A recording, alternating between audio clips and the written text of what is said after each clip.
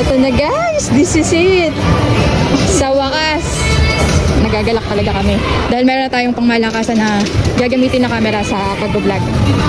Lalong-lalo na kapag nagpapalaot kami. Gusto ko kasing makuha talaga yung kabuuan eh. So ito na, mangyayari na yun. Dito tayo sa Denver Computers Shop kasi wala akong nabili na extreme SD card. So dito tayo. Sets lang na. Opo, 2 sets.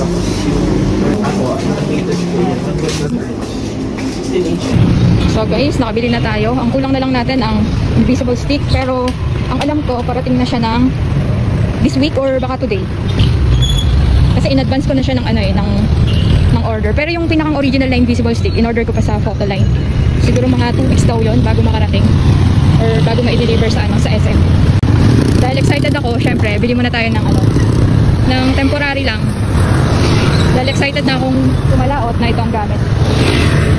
Gusto ko kasing makuhanan yung isang buong yung buong bangka na di ko kailangang tumayo. Yun nga, extend ng sobra yung arm ko dahil sobrang nakakapagod din. Dito na ako.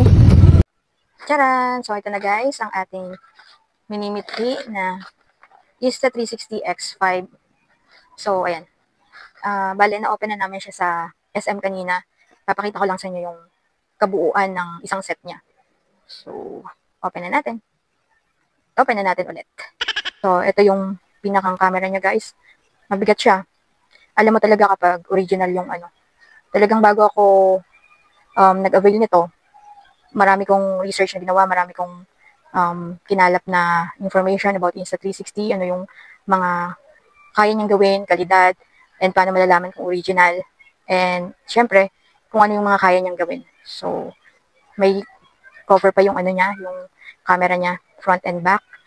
Hindi ko pa rin natatanggal to. Tapos kanina, natanggal ko na yung battery niya kasi bumili na ako ng micro SD. So, dapat extreme na SanDisk ang bibilhin ko kasi naubusan sila. Pero ang nabili ko is katulad din naman. Hindi naman nagkakalayo ng presyo. Bale, ito siya. Dapat extreme talaga yung gagamitin kapag sa mga ganito. Ito, Lexar. Ayan po siya. Wala na siya kasi nailagay ko na siya kanina bago pa ako umalis sa shop na pinagbilhan ko. So, siya, 128 GB siya. Bale, ito yung battery niya. Tapos dito sa small box, sa loob niya, is nakapaloob yung Insta360 bag. Ayan po. Sobrang excited na talaga akong gamitin to. Tapos, sa loob, yung cord niya, actually wala siyang kasamang adapter. Meron naman ako dyan, marami extra. Yung niya, wiping cloth, and then yung bag niya. So, nag-order pa lang ako ng temporary invisible stick niya. Dahil yung original is 2 linggo pa daw bago ma-receive ni ma'am. Nag-order na ako doon. So, hintayin na lang natin. Tapos, pwede ko na siyang gamitin pagdating ng yung temporary. Yung class A lang na, na stick. So, ito yung pinagkakabitan niya. Tapos, open natin. Dito yung niya, button ng on and off. Tcharan! So, English, syempre. Proceed ka sa next. Tanggalan na natin. Wow! Tapos kung gusto mo nang mag-film, ready to film na to dahil may na siya, may card na siya. Ganyan lang po. Ba't tayo? Oh. Kailangan pa ata mo nang i-connect sa cellphone.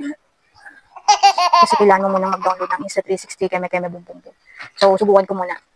So, sa isang, sa isang set niya, sa isang box, bali, ang kasama niya lang, hindi kasama yung SD card. So, bali, ito lang yung camera, yung bag niya, adapter, and wiping cloth. So, yan po ang kasama lang. Tapos, ito na, isang buo niya, kabuuan. Actually, ang first choice ko talaga, guys, is DJI drone. Kaya lang, lately na kapag isip-isip ko na, kung bibili ako ng drone, dapat medyo expert na ako sa pagpapalipad kasi nga, ang drone is medyo mahirap sa una manipulate yung pagpapalipad niya, lalong-lalo na pag i-stop mo siya para bumaba. So na-try ko siya once sa binigay na drone ng pinsan ko, kaya lang parang doon ko na-realize na talagang parang worth it na unahin mo na tong Insta360 X5 kasi baka pag pinalipad ko yon o kahit sino man sa amin trinay, baka kung saan lang lumagpak sa dagat, ganun kasi naglalawid kami. So, medyo nagpaka-practical lang muna ako ng konti. Ito na lang muna yung inuna namin. Kasi since more on naman kami, vlogging talaga.